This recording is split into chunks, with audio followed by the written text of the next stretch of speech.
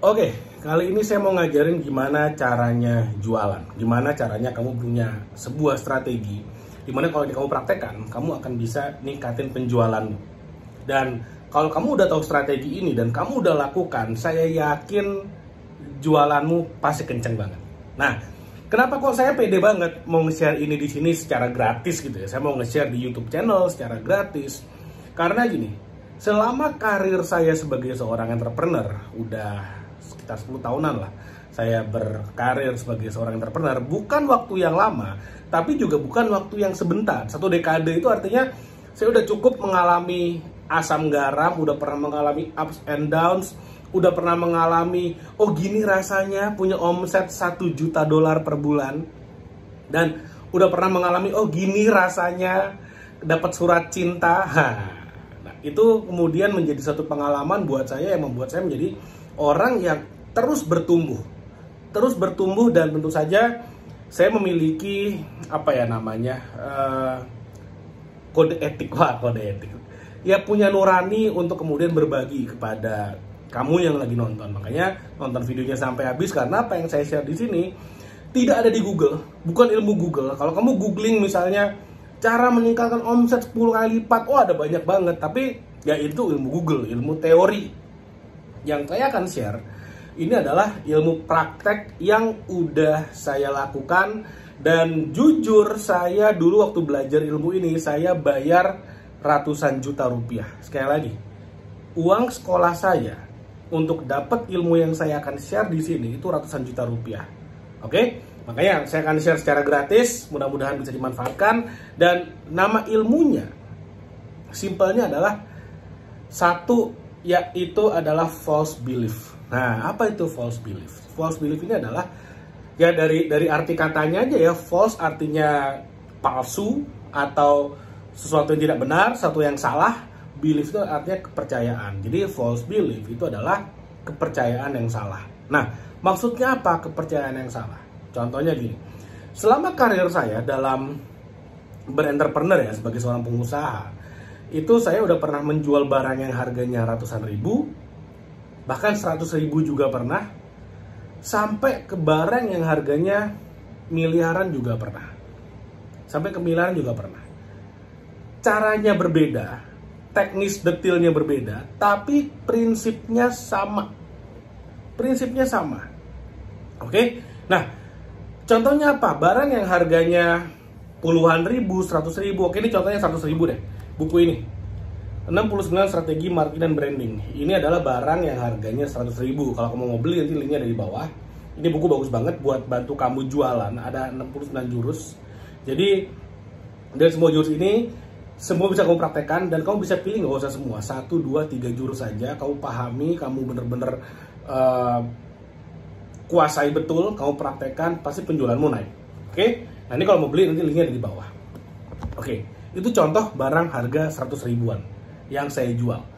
Itu ada di TikTok, ada di Shopee, laku dari ribuan pieces, artinya laku gitu kan, artinya laku. Dan yang ngebajak juga udah banyak banget. Yang ngebajak udah banyak banget, tapi saya sangat tidak menyarankan kamu beli dari yang bajakan. Kenapa? Karena pertama itu melanggar hukum, itu pidana jatuhnya.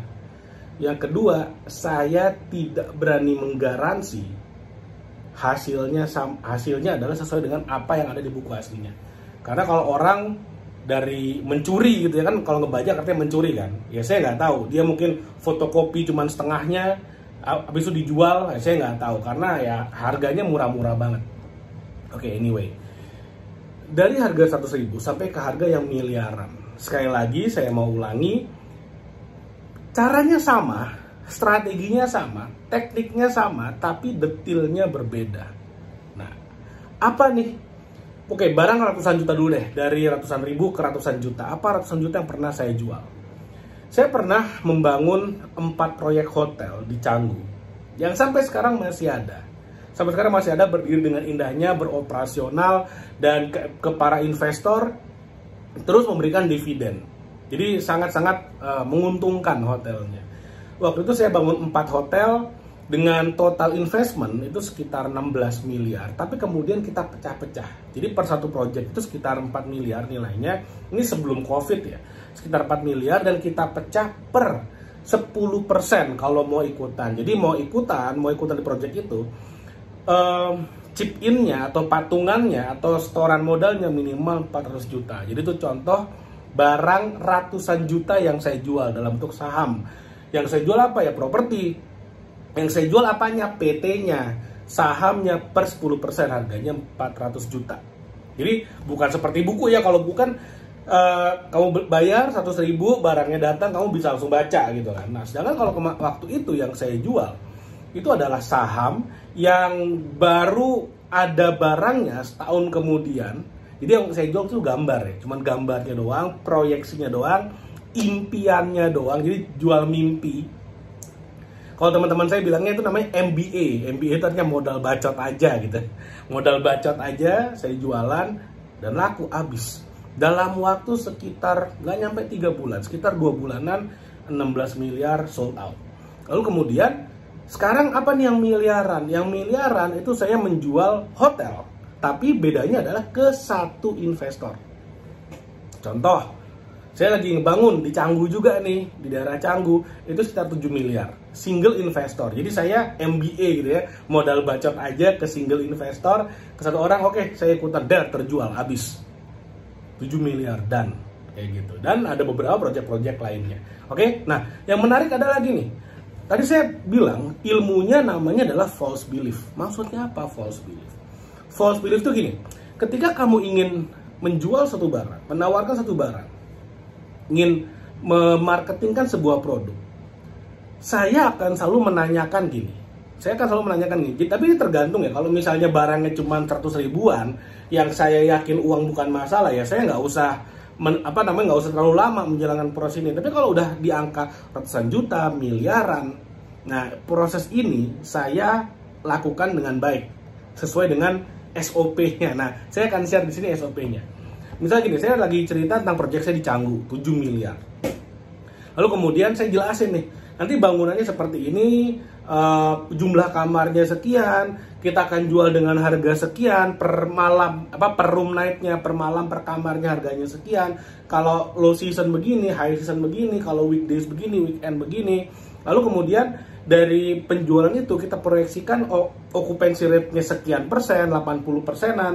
Lalu kemudian akan mencetak omset sekian, dari omset sekian, operasional sekian, dari operasional sekian, maka akan ada profit sekian. Ini yang saya presentasikan kepada para investor. Lalu kemudian dari profit ini kemudian Bapak atau Ibu akan bisa mendapatkan free cash flow, artinya dividen. Ini sekian Pak, per bulannya, per tahunnya akan sekian, sehingga akan balik modal dalam waktu sekian tahun. Nah, pertanyaan saya simple. Ini kita langsung lompat ke false belief. Ketika saya ingin mengajukan false belief, yang saya tanyakan adalah, kalau misalnya Bapak atau Ibu, uang bukan masalah. Sekali lagi, uang bukan masalah. Makanya tadi saya bilang kalau barangnya 100 ribuan, uang pasti bukan masalah. Oke, uang bukan masalah. Tapi kalau misalnya kita udah bicara barang ratusan juta, miliaran, bisa jadi uang adalah masalah. Bisa jadi dia nggak punya free cash, nggak punya duit cash yang bisa uang dingin untuk diinvestasikan 7 miliar. Tapi kemudian saya tanya, kalau misalnya uang bukan masalah, kira-kira Bapak atau Ibu mau nggak invest di project ini? Kalau jawabannya tidak, maka saya akan tanya kenapa. Tapi kemudian saya tahu jawabannya udah pasti bukan karena nggak punya duit. Kalau misalnya dia bilang, wah duitnya belum ada, berarti saya yang salah screening, saya yang salah targeting nih. Tapi kalau kemudian saya udah bilang di awal, kalau uang bukan masalah, mau nggak invest? Nah di sana itu akan keluar tuh.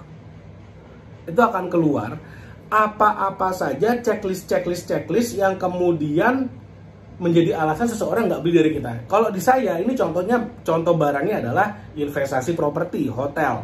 Tapi kalau misalnya kamu jualannya barang yang lain deh, jualan mobil kayak, jualan beras kayak, jualan apapun, ini sebenarnya sama. Kamu mau jualan berlian, cincin, mau jualan apapun, sebenarnya prinsipnya sama. Kalau misalnya kalau misalnya uang bukan masalah, mau beli nggak? Jawabannya misalnya enggak. Enggaknya kenapa? Misalnya nih kalau dalam case saya ya, dalam hotel ya. Oh saya enggak deh, karena saya nggak ngerti bisnis hotel. Oke? Karena gini, Orang yang ngerti banget bisnis hotel pasti akan punya hotelnya sendiri, nggak akan mau invest ke saya. Orang yang nggak ngerti bisnis hotel tidak mau invest di saya karena dia nggak ngerti bisnisnya, ngerti nggak? Ini kan sesuatu yang false belief sebetulnya. Kenapa? Karena kalau invest di saya, tim saya yang akan mengelola hotelnya, si owner tinggal dapat passive income. Nah, gimana cara saya ngejawabnya? Simple, Pak, Bu, sebenarnya ini adalah pertanyaan yang sangat umum, saya bilang seperti itu. Dan faktanya, semua orang yang mengerti bisnis hotel, dia akan bikin hotelnya sendiri. Orang yang bikin hotel di kami, yang bikin hotel kemudian kami operatekan, kami kelolakan, itu semuanya tidak mengerti bisnis hotel. Karena kalau mengerti pasti bikin sendiri, kelola sendiri. Nah, kenyataannya saya udah punya banyak sekali properti-properti hotel yang kami kelola dan hasilnya proven. Yang mana semua ownernya tidak paham bisnis hotel. Makanya kami yang operatorin dan hasilnya sangat menguntungkan. Bahkan di tengah COVID pun kami tetap profitable. Itu contoh bagaimana saya menjawab sebuah pertanyaan dari false belief. Karena apa yang ada, kenapa disebut false belief? Karena apa yang menjadi keyakinannya itu tidak relevan sebetulnya. Dia bilang, oh saya nggak mau invest karena saya nggak ngerti bisnis hotel. Sekarang gini deh, Bapak invest nggak di saham BCA? Atau Bapak invest di saham nggak? Oh iya, saya ada saham BCA, saya ada saham Unilever mungkin gitu kan. Bapak ngerti nggak sih bisnis perbankan luar dalam? Pasti nggak ngerti. Makanya Bapak beli sahamnya. Bapak ngerti nggak sih bisnis FMCG, fast moving consumer good? Ngerti nggak sih jualan barang-barang retail? Kok invest di Unilever? Oh iya, karena saya lihat sahamnya naik. Bapak ngerti nggak bisnisnya? Di mana suppliernya, di mana rekrutmen karyawannya, siapa manajemennya? Pasti nggak ngerti. Makanya beli sahamnya. Nah, kebetulan project kami juga sama. Bapak beli sahamnya, kita nanti siapkan PT-nya semuanya, Bapak sebagai pemilik sahamnya, kami yang kelola. Seperti itu. Jadi apa yang dia yakini itu sebenarnya nggak relevan. Makanya pertanyaannya adalah, oh saya nggak minat invest deh karena saya nggak ngerti. Itu jawabannya, itu namanya jawaban dari false belief. Nah, tugas kamu sebagai seorang entrepreneur adalah apapun barang yang kamu jual, kumpulkan false belief ini. Kumpulkan sebanyak-banyaknya. Dan pastikan sebelum kamu presentasi atau jualan ke orang, kamu harus punya jawabannya dulu. Misalnya nih, agent properti lagi ngejual properti nih. Lalu misalnya kemudian nawarin listingannya kan, nawarin barangnya kan ke calon pembeli. Bapak Ibu kalau misalnya uang bukan masalah, kira-kira mau beli nggak? Ah nggak deh, saya nggak mau beli karena lokasinya jauh. Oh ya justru itu, karena lokasinya kan, masa Bapak atau Ibu beli properti yang sebelahan dengan Bapak Ibu tinggal kan nggak juga dong. Ngapain punya dua deket-deketan? Cari yang jauh. Misalnya nih untuk weekend, kalau mau refreshing pikiran, bisa ke rumah keduanya. Di saat yang sama, selagi nggak ditempatin, bisa disewakan seperti itu. Jadi ada banyak sekali jawaban-jawaban yang bisa diberikan untuk menjawab false belief.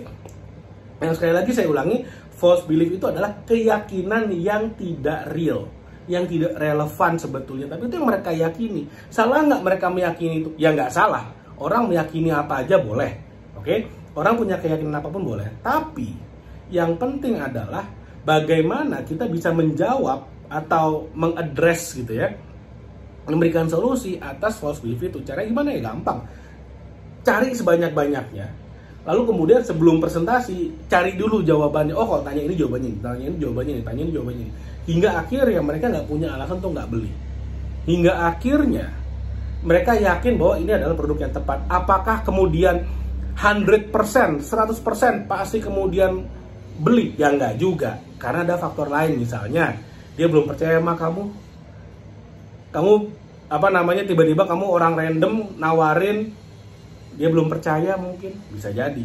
Nah itu akan saya jawab di video yang lain bagaimana caranya meningkatkan kepercayaan. Oke, tapi paling tidak di video ini kalau kamu praktekkan ilmunya, ini akan bisa meningkatkan penjualanmu. Oke, nah sekali lagi kalau kamu mau beli buku ini banyak banget benefitnya. 69 strategi marketing, kamu nggak usah kuasai semua, 1, 2, 3 jurus aja, kamu akan bisa meningkatkan income minimal 2 kali lipat. Oke, belinya ada di link di bawah. Sampai ketemu lagi di video berikutnya. Thank you dan jangan lupa di subscribe YouTube channelnya.